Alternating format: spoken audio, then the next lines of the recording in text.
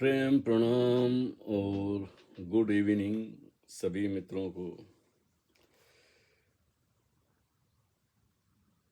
वैसे कहने को तो अब कुछ रह नहीं गया है, लेकिन काफ़ी अरसा हो गया, बहुत दिन हो गए।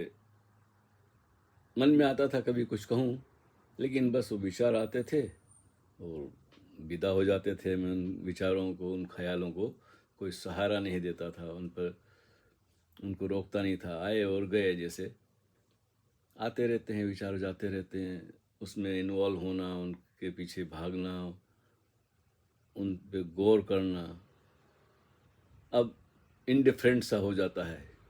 अपने ही मन में आते जाते विचारों को देखते देखते आदमी ऊब जाता है, बोलता है ये इनका तो ये काम है। जैसे सड़क पे ट्रैफिक चलती रहती है, लोग आते जाते हैं, किस किस पे ध्यान दिया जाए। कोई बस गुजरती है, कभी टैक्सी गुजरती है, कोई कार गुजरती है, कोई ट्रक गुजरता है, कोई साइकिल वाला गुजरता है, कोई पैदल जा रहा है, कोई स्त्री जा रही है, कोई पुरुष जा रही है, कोई सामान उठा के जा रहा है, कोई तो हजार ढंग सड़क है, खाली है। लेकिन इसीलिए, क्योंकि वो खाली है, इसलिए लोगों का और सबका आना जाना चलता है। जैसे आकाश है, आसमान है, बादल आते हैं चले जाते हैं, बारिश आती है, सूरज की रोशनी आती है, चांद निकलता है तो चांदनी फैल जाती है, और आकाश निरभ्र रहता है, खाली रहता है, कोरा रहता है। उसके होने में कोई फर्क नहीं पड़ता है किसी के आने और चले जाने से। तो कुछ ऐसी ही भाव दशा चल रही थी। लेकिन अब और देखता हूँ तो लोग अच्छी अच्छी बातें करते हैं, लोगों को जगा रहे हैं अपनी गलत फहमियों से, चाहे वो किसी भी देश में हो। मुश्किल तो हर कहीं है, थोड़ी बहुत, कम ज़्यादा, और मुश्किलों से बाहर निकालने का भी प्रयास कर रहे हैं कुछ लोग। अंधविश्वास जो है बहुत बड़ा मुद्दा है। सबसे बड़ा जो सबसे बड़ी जो समस्या है, प्रॉब्लम है, वो अंधविश्वास है। लोग बंधे हुए हैं, कैद खाने में हैं और आज़ादी का जश्न मना रहे हैं। उनको पता ही नहीं है कि आज़ादी क्या है। तो मैंने सोचा चलो, बहुत समय गुजर गया, पता नहीं महीनों गुजर जाते हैं, कुछ बोलने की इच्छा नहीं होती है। और जानता हूँ कि मुझसे अच्छे बोलने वाले हैं, इसलिए मैं उनकी पोस्ट, उनकी स्ट्रीम शेयर कर देता हूँ। अच्छा बोलते हैं, अच्छी तरह समझाते हैं, लॉजिकल समझाते हैं। इसलिए मैं सोचता हूँ मुझे अब ज़्यादा बोलने की ज़रूरत नहीं है, इतना लिख चुका, कह चुका। लेकिन फिर भी कभी कभी दिल में उठता है, तो आज मैंने सोचा कि चलो कुछ बात हो ही जाए। अभी 15 अगस्त गया, लोगों ने आज़ादी मनाई, भारत विकास कर रहा है। लेकिन इसका विकास के साथ ही कई देशों में बड़ी ईर्ष्या, बड़ी जलसी। कई दूसरे ऐसे मुल्क हैं, देश हैं जो चाहते नहीं कि भारत विकास करे। वो चाहते हैं भारत को फिर से गुलाम बनाया जाए। एक वक्त था जब भारत कितना बड़ा था। अफगानिस्तान भारत में था, पाकिस्तान भारत में था, बांग्लादेश भी भारत में था, तिब्बत भी भारत में था।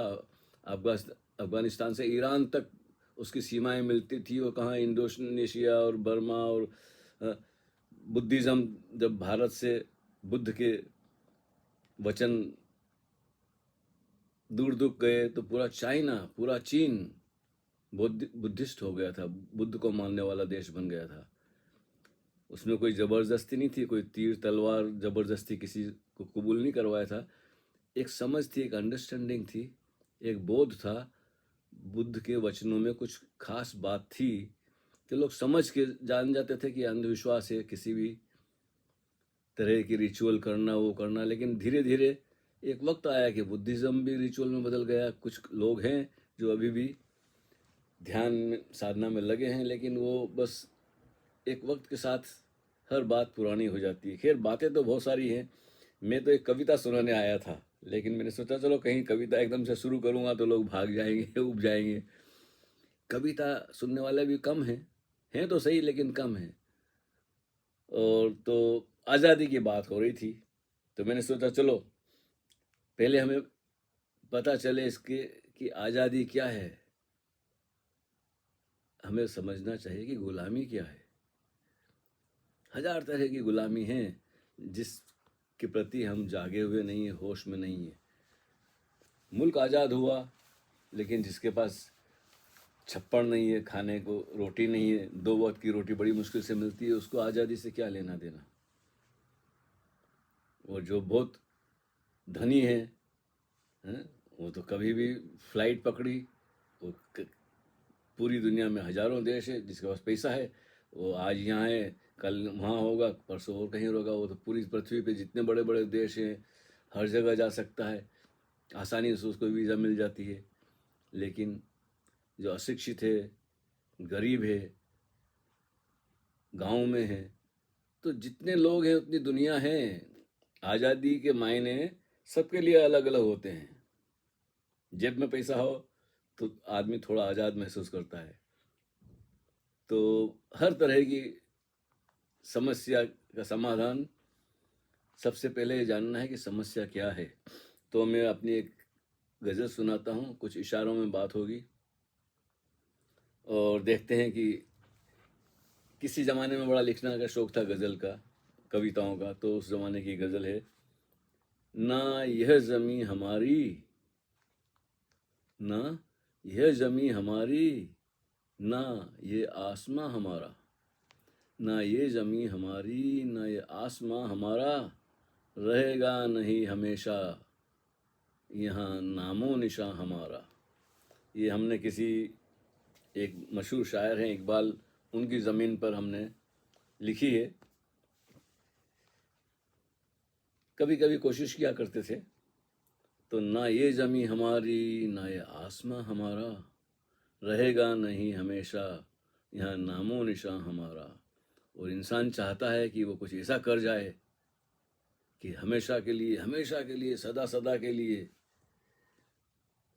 उसका नाम रह जाए, उसकी बनाई हुई चीज़ रह जाए।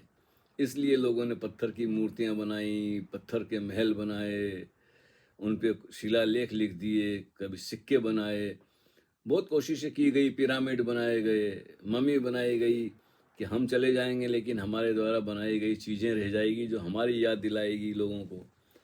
तो ये एक बचकाना मन है, चाहे कितना भी व्यक्ति प्रौढ़ हो जाए, शारीरिक उम्र उसकी कितनी भी बढ़ जाए, लेकिन मन वही रहता है कि हम कुछ करके दिखाना चाहते हैं, कुछ पीछे छोड़ जाना चाहते हैं। लेकिन प्रकृति का, कुदरत का यह निज़ाम है, स्वभाव है, ऐसा उसका कानून है कुदरत का एक, कि यहाँ सभी कुछ एक वक्त के साथ पुराना हो जाता है और नष्ट हो जाता है। परिवर्तन, चेंजिंग, सनातन सत्य है जो हमेशा है, ऐसा कुछ है ही नहीं जो बदलेगा नहीं। लेकिन ऐसा भी है कुछ जो बदलता ही नहीं। सब कुछ बदलता है, लेकिन कुछ ऐसा भी है जो कभी नहीं बदलता। और मेरा इंटरेस्ट, मेरी रुचि उसी में है जो कभी नहीं बदलता। लेकिन उस विषय को समझने वाले, खोजने वाले बहुत कम हैं, इसलिए उसकी बात कई बार मैंने की है।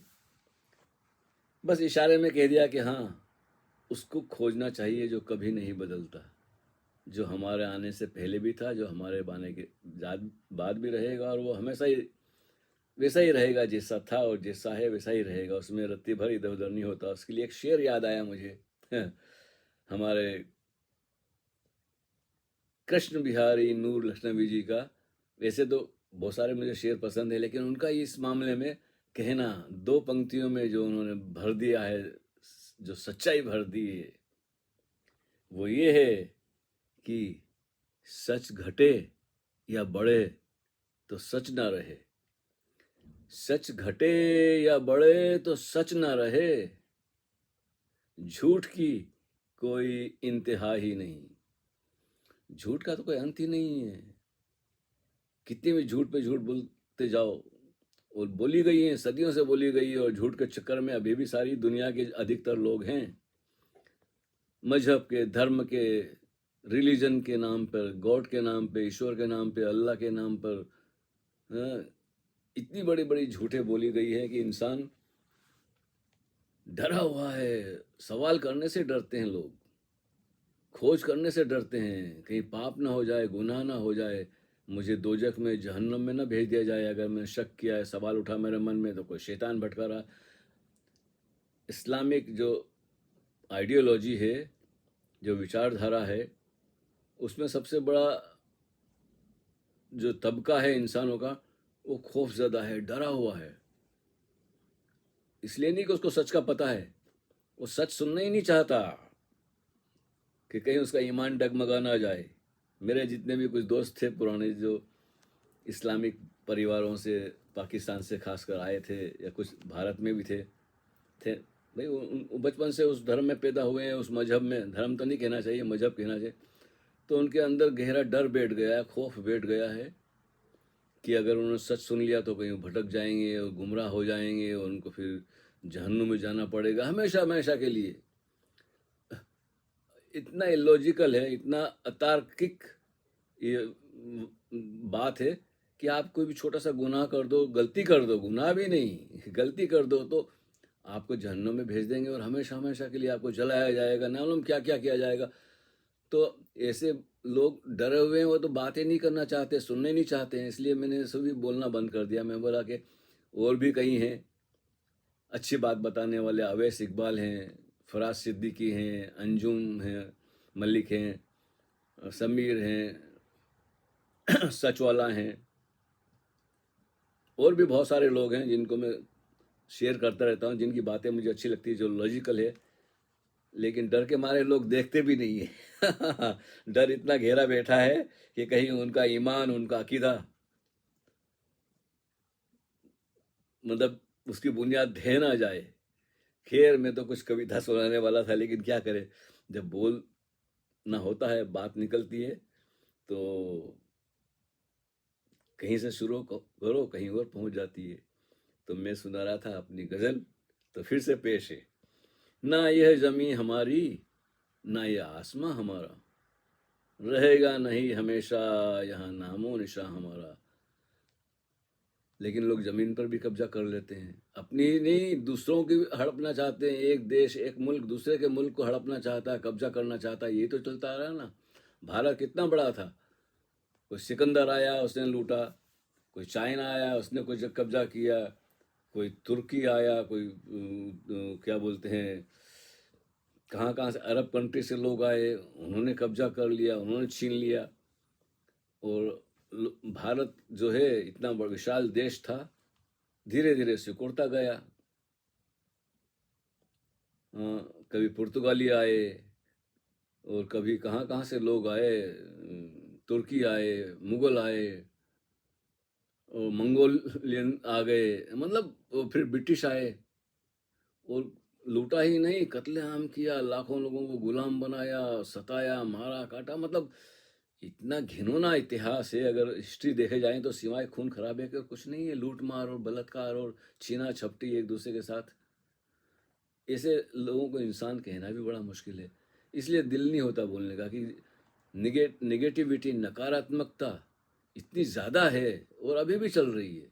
अभी अभी देखो, बलूचिस्तान अलग होना चाहता है, अलग हो गया, डिक्लेयर कर दिया, लेकिन अभी भी कई लोग मानने को तैयार नहीं। जी वो तो हमारा हमारा है। तो ऐसा है कि बड़ा मुश्किल है सच कहना। कहने को कह देते हैं लोग, बस पीछे पड़ जाते हैं आपके, और आपने ऐसा क्यों कहा, वैसा क्यों कहा। भाई ये ऐसा प्लेटफॉर्म है कि सबके लिए कही गई है, आपको पसंद नहीं है तो आप मत सुनिए। लेकिन नहीं जी, वो तो फिर भाग ही जाते हैं अपनी डर के मारे, बातें नहीं करते। तो फिर कैसे समझाई जाए बात को कि भाई मैं जो कह रहा हूँ उसको ज़रा ढूंढें, तपास करें, किताब पढ़ें, देखें आपकी ही किताबों में लिखा हुआ है क्या है। तो खैर, आगे बात बढ़ती है। तो ऐसा है कि ना ज़मीन हमारी है, ना आसमान हमारा है, हम तो थोड़े दिन के मेहमान हैं। 60 70 100 साल जी लिए तो बहुत जी लिए। किस खेत की मूली हैं, क्या लेके आए हैं हम। हमारे वहाँ ऐसे ही तंज किया जाता है ना, कोई कुछ करता है तो बोलता आखिर आप समझते क्या है अपने आप को, आप किस खेत की मूली है। तो कुछ मुहावरे ऐसे होते हैं, कुछ बातें होती है जो इशारों में की जाती है। किस खेत की मूली हैं, क्या लेके आए हैं हम। तुम की जगह मैंने कहा हम, क्योंकि हम सभी को गलत फहमी है कि हम कुछ खास हैं, विशेष हैं। मनुष्य अपने आप को, इंसान अपने आप को बहुत खास समझ लेता है। भाई हर एक प्राणी का, हर एक जीव का जो पैदा हुआ ज़मीन पे, उसको अपने जीने का हक है। जिसे अपना नहीं पता वो कहता है जहां हमारा। जिसे अपना नहीं पता वो कहता है जहां हमारा। और कतरे की क्या हकीकत, कतरे की क्या हकीकत और कतरे का क्या इरादा। देखिए हमारी अगर शुरुआत देखे जाए ना, जब हम माँ के गर्भ में आए उसके पहले हमारी हकीकत यह थी, एक छोटी सी बूंद जो आंखों से ना दिखाई दे वो माँ के गर्भ में पहुंच जाती है। वो भी वैज्ञानिक कहते हैं, साइंसदान कहते हैं कि लाखों क्या करोड़ों की रेस होती है। जो वीर्याणु जब पुरुष से निकल के स्त्री के गर्भ में जाता है तो करोड़ों, जैसे ओलंपिक की रेस होती है ना, उसमें से एक पहुंचता है, उससे जो आपको दिखाई दे रहा है, मैं हूं जैसा दिखाई दे रहा हूं, मेरा शरीर एक बड़ी लंबी रेस थी जब मैं अपने माँ की गर्भ में पहुंचा। आप भी ऐसे ही हैं। ऐसा नहीं कि आप अकेले आए थे और आपकी माँ की गर्भ में पहुंच गए। तो जो पहला अणु था, बड़ी जद्दोजहद, बड़ी रेस जीत के आए हैं हम। ये तो वैज्ञानिक कहते हैं और हमारे पुराने शास्त्रों में भी इसका उल्लेख है। खैर, तो पहले तो मनुष्य का जन्म होना बड़ा मुश्किल है। वो जन्म भी ले लिया तो फिर हजार तरह की गुलामी है। आज़ाद की तरह हम पैदा होते हैं, जब आते हैं पृथ्वी पर तो कोरे कागज की तरह आते हैं। न नाम होता है, न हमारी जात होती है, न हमारा परिवार होता है, न देश होता है, न कुछ होता है, न भाषा होती है। हम किसी को जानते नहीं, लेकिन फिर हमारे दिमाग में न मालूम क्या क्या डाल दिया जाता है। आज ही मैंने शेयर की थी अपनी वो मशहूर गज़ल, इसे हिंदू बनाइए न मुसलमान बनाइए, ये अजनबी है बेजुबां, इसे क्या बनाइए। आप पढ़ लीजिए, फेसबुक पे मैंने शेयर की है। खैर, इस गज़ल को पूरा किया जाए। कतरे की क्या हकीकत और कतरे का क्या इरादा। जो 100 बार शक्ल बदले वो चेहरा है क्या हमारा। बड़ी पते की बात है, लेकिन हम ध्यान ही नहीं देते हैं। हम जब चेहरा देखते हैं रोज अपना आईने में, दर्पण में, तो लगता है मैं ये हूँ। लेकिन जो चेहरा अभी आपको दिखाई दे रहा है, जिसे मैं कहता हूँ कि मेरा, कहने की बात है ये मेरा नहीं है। मेरा होता तो मैं बहुत पहले रोक लेता। न मालूम कितने चेहरे आए गए इस उम्र में और आगे भी बदलेंगे। तो जो 100 बार शक्ल बदले वो चेहरा है क्या हमारा। जरा सोचो तो कि 80 साल में, 90 साल में, 100 साल में आदमी जीता है तो कितने चेहरे बदलते हैं। इसमें असली चेहरा कौन सा है हमारा। हमारा कोई चेहरा ही नहीं है, चेहरे बदलते रहते हैं। बन बन कर मिटे हैं कितने ही मुल्क व मजहब। अब मैं ये रिवोल्यूशनरी बात करता हूँ और सच्ची बात करता हूँ। एक देश के 1000 देश, 1000 मुल्क बना दिए एक मुल्क के हमने, टुकड़े कर करके, झगड़ा करके, खून खराबा करके। कोई सब बैठ के समझौता नहीं किया। जब भी कुछ हुआ है तो लड़ झगड़ के हमने लोगों को मारा काटा है और ज़मीन का टुकड़ा हासिल किया है और फिर हमने उसको अपना डिक्लेयर कर दिया है। तो ये इस ढंग से कोई बड़ा इंसान से बड़ा गिरा हुआ इंसान होता है। मैं तो इंसान ही नहीं समझता हूँ ऐसे लोगों को। सियासतदान हो, राजनीतिज्ञ हो, या प्रीस्ट हो, या धार्मिक हो, उसमें सारे आ जाते हैं, सारी धर्मों के। मैं किसी धर्म का नहीं हूँ, ना मैं किसी मजहब का हूँ, ना मैं किसी मुल्क का हूँ। हकीकत तो यही है। लेकिन क्या है कि कायदे कानून मानना पड़ता है। जब सड़क से गुजरते हैं तो आपको भी लेफ्ट राइट का ध्यान रखना पड़ता है। तो खैर, बातें तो है कहने की। बन बन कर मिटे हैं कितने ही मुल्क मजहब।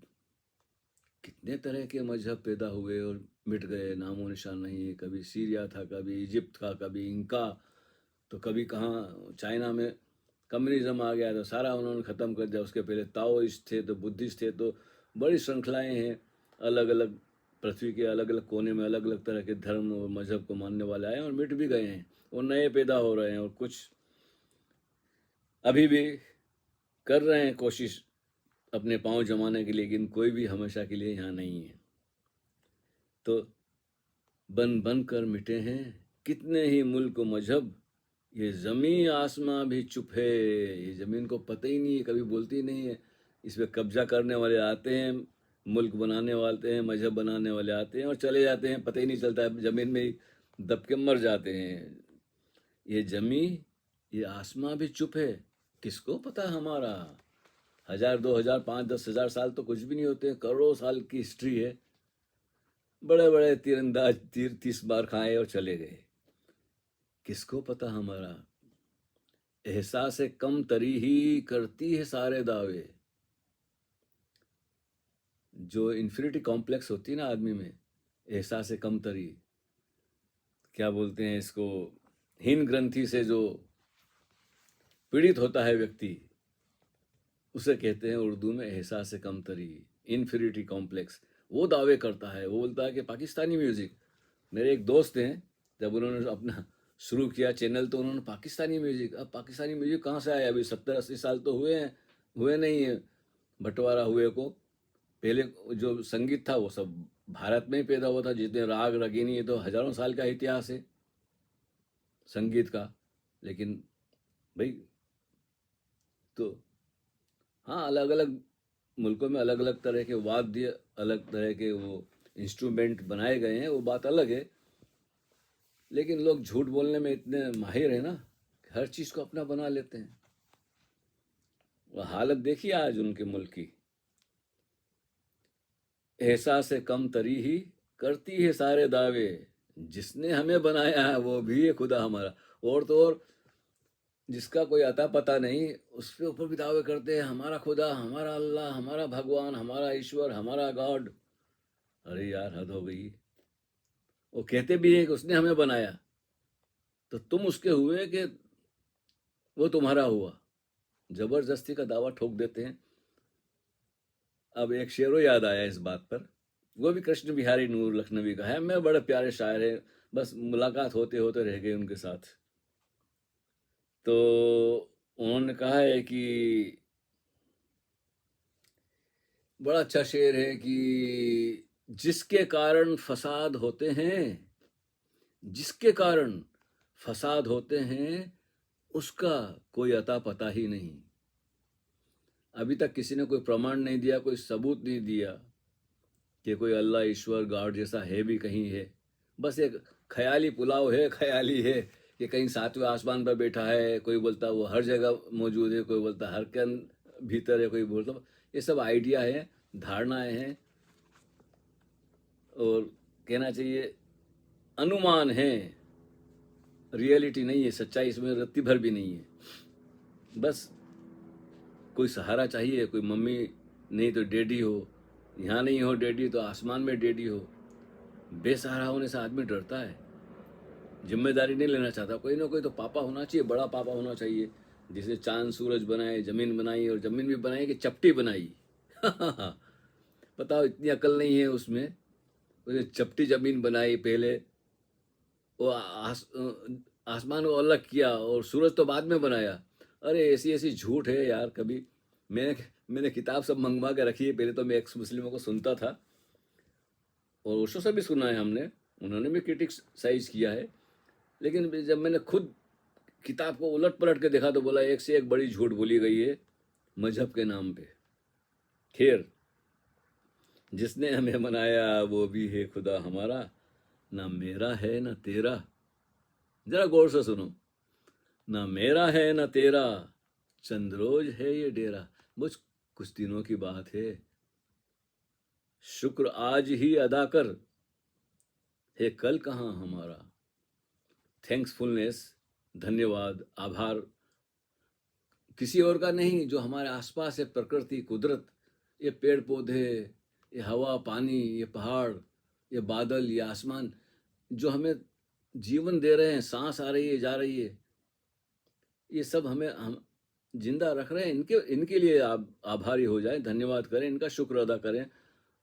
अल्लाह खुदा है कि नहीं, उससे लेना देना ही नहीं है आपका। तो नहीं भी हो बहुत अच्छा है, वो था भी नहीं, ना होगा, ना कभी था, ना कभी है, ना कभी रहेगा।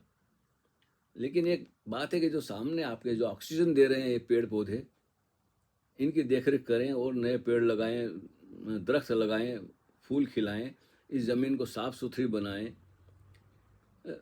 कुछ ऐसी क्रिएटिव बात करें। इसलिए थैंकफुलनेस होनी चाहिए। ना शुक्र है ना सब्र है, हर तरफ जोरो जब्र है। देखिए, सब कुछ बदल रहा है, क्या है यहाँ हमारा।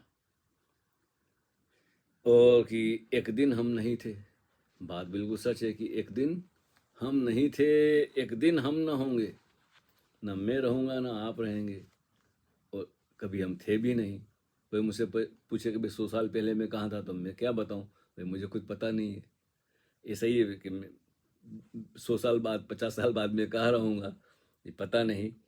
तो एक दिन हम नहीं थे, एक दिन हम न होंगे, कर उसकी तलाश नादां, जो है राजदां हमारा। एक खोज की बात है, तलाश की बात है, खुद शनासी की बात है कि अपना पता लगा पहले, उसको जाने दे जिसका तुझे पता नहीं है, वो कोई लगा भी नहीं सका अभी तक। मानते हैं लोग अंधे हैं अकल के, इसलिए मानते हैं क्योंकि वो अकेला होने से डरते हैं, खोजना चाहते नहीं है, आलसी हैं, मुफ्त में चाहते हैं कुछ। तो उन लोगों के लिए मैं कहता हूँ, कभी कभी गुस्सा भी आ जाता थोड़ा बहुत, लेकिन ऐसा नहीं कि कोई मेरे दुश्मन है, दया आती है यार, ऐसे लोगों में बड़ा रहम आता है कि कैसे ना समझ हैं। कभी कभी मैं भी उनमें शामिल था, बचपन में मुझे भी सिखाया गया था ना, मैं भी कंफ्यूज रहा बहुत। बचपन में मुझे भी हिंदू परिवार था, फिर जैन स्कूल में भर्ती कराया तो मैं और ज़्यादा परेशान हो गया, कंफ्यूज हो गया कि भाई ये जैन सच है कि हिंदू सच है। फिर मुसलमानों के बीच रहा, ईसाइयों के बीच, सिखों के बीच, न कहाँ कहाँ भटका हूँ। तो पता चला कि सब के सब मानने वाले हैं, इनमें जानने वाला कोई है ही नहीं, और जानना भी नहीं चाहते। मुश्किल तो ये है कि मानने से ऐसे बंधे हुए हैं, इनके हाथों पैरों में बेड़ियां हैं मजहब की, धर्म की, और वो बेड़ियां इनको बड़ी लगती है जैसे बड़े आभूषण है, बड़े इनके वो जेवर बना लिए इन्होंने। तो तलाश करने से भी, खोजने से भी डरते हैं। एक दिन हम नहीं थे, एक दिन हम न होंगे, कर उसकी तलाश नादां, जो है राजदां हमारा। तो ये खोज की बात है, जिन खोजा तीन पाइयां, और वाकई में हजारों खोजते हैं, पता चल जाता है, लेकिन पता चलता है तो वो आपका पर्सनल मामला होता है, आप चाहें तो भी बता ना सकते ना, मामला ही कुछ ऐसा है। यह जिस्म जान क्या है, यह जिस्म जान क्या है, पहचान अपनी क्या है। देखिए, सारे सवाल ही सवाल हैं, पूरी गज़ल सवाल पर है आधार। यह जिस्म जान क्या है, पहचान अपनी क्या है, हम ना आशना खुदी से, हम अपने को ही नहीं पहचानते हैं, हम ना आशना खुदी से, क्या है यहाँ हमारा।